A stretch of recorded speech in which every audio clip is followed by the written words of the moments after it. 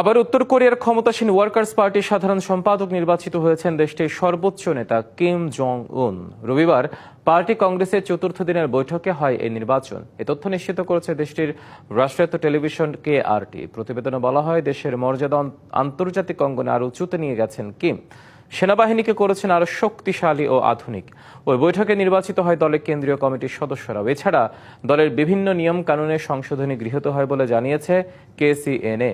তবে কি ধরনের পরিবর্তন আনা হয়েছে সে বিষয়ে বিস্তারিত জানানো হয়নি। বিশ্লেষকদের মতে, কিম বৈঠকটি ব্যবহার করে নতুন সামরিক লক্ষ্য ঘোষণা করতে পারেন। এর মধ্যে প্রচলিত বাহিনীকে শক্তিশালী করা, সেগুলোকে পারমাণবিক সক্ষমতার সাথে একীভূত করা এবং গণসংহতির মাধ্যমে অর্থনৈতিক আত্মনির্ভরতা জোরদার করার পরিকল্পনা থাকতে পারে।